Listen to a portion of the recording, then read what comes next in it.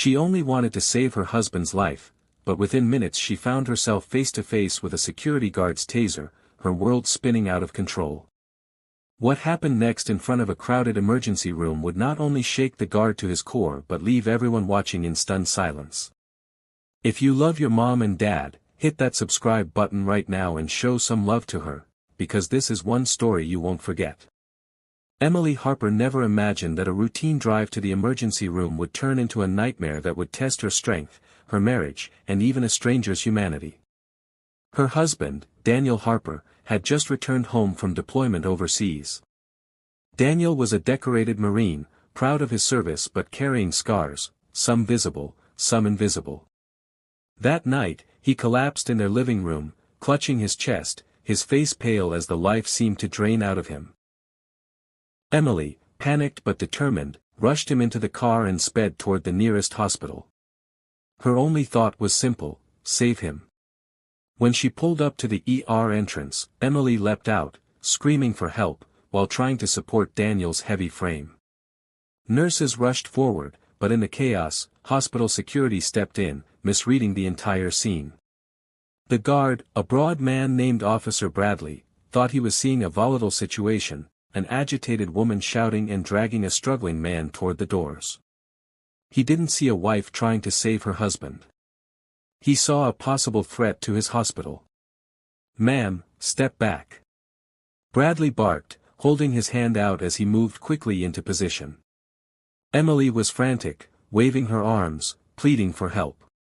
"He's dying. Please, he needs a doctor right now." But Bradley's training told him something else: keep control, de-escalate with force if necessary.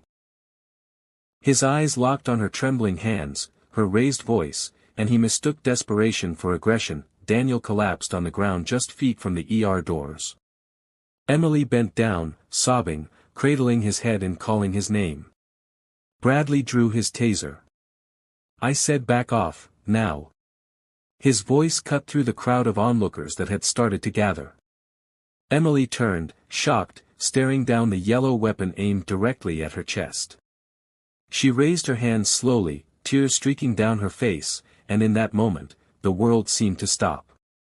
But then, it didn't. The taser cracked, and in one instant, Emily felt white-hot electricity surge through her body. Her scream echoed through the entrance as she collapsed beside her husband. Gasps filled the air. Nurses rushed forward, horrified, torn between helping Daniel, helping Emily, or dealing with the guard who had just crossed a line no one expected. And then came the twist. Daniel, though barely conscious, used every ounce of strength he had left to drag himself closer to Emily. His voice was weak, but his words cut through the chaos like a blade. "Don't hurt my wife." 6 words. That was all it took. 6 words that would forever haunt Officer Bradley. The Marine who had risked his life for his country, who had stood tall in war zones, was now begging for mercy, not for himself, but for the woman who loved him enough to fight for his life. Bradley froze. His grip on the taser faltered as the realization hit him like a freight train. He hadn't been protecting anyone. He hadn't been controlling the situation. He had just tossed a Marine's wife, an innocent woman whose only crime was caring too much. The crowd's eyes were on him now, filled with disgust, anger, disbelief. The weight of what he had done settled deep into his chest. Emily, groaning in pain, reached out her hand toward Daniel. Their fingers brushed, weak but connected, a silent vow that nothing, not even this, would separate them. Nurses seized the moment, rushing in to lift Daniel onto a gurney and guide Emily toward another. "Get them inside," one doctor shouted, his voice sharp with urgency. Inside the hospital, the drama only intensified. Daniel was whisked into surgery, doctors working furiously to stabilize him. Emily, trembling from the taser shock, refused treatment until she knew where her husband was. The staff tried to reassure her, but she remained focused on only one thing: making sure Daniel survived. Meanwhile, Officer Bradley stood outside the ER doors, the crowd still buzzing around him. He heard whispers of disgrace, overreaction, she was just trying to help.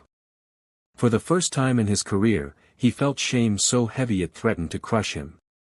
But the story didn't end there. Hours later, when Daniel emerged from surgery, alive but fragile, the doctor explained that Emily's quick decision to drive him herself had likely saved his life. If she had waited even 10 more minutes, he might not have made it. Bradley, hearing this from just outside the door, felt his knees buckle. He had stopped the very person who had saved a Marine's life.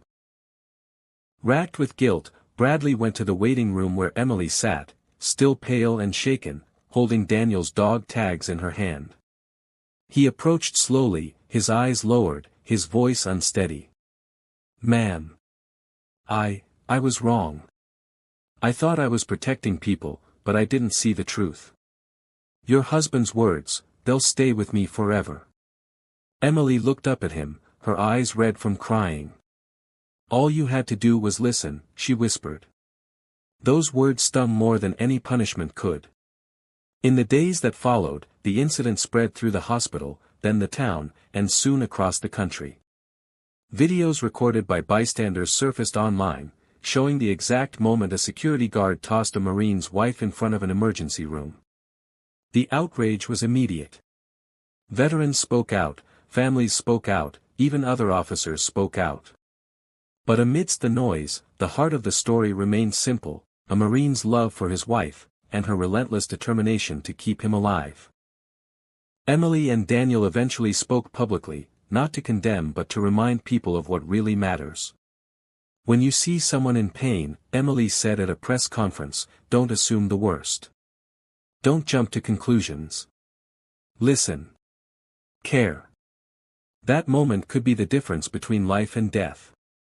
Daniel, still recovering, added, "We fight battles overseas, but sometimes the biggest battles happen right here at home. And the only way we win them is together." As for Officer Bradley, he resigned shortly after the incident. He could no longer wear the uniform knowing what those 6 words had done to him. But he carried Daniel's voice in his mind every day, a permanent reminder of the cost of failing to see the humanity in front of him. The Harpers moved forward, stronger than ever. Daniel recovered slowly, supported by Emily's unwavering love. Their marriage, already forged in fire by deployments and distance, had now been tested in a way neither expected. And though the memory of that night still brought tears, it also brought gratitude, that love had triumphed, that words had power, and that sometimes even the worst mistakes can teach the most powerful lessons. So the next time you pass someone shouting for help, or a stranger whose desperation makes them loud, remember this story. Remember Emily. Remember Daniel. And remember the 6 words that shook a guard to his very soul: "Don't hurt my wife." Now, I want to know, where are you watching this from? Which part of the country are you tuning?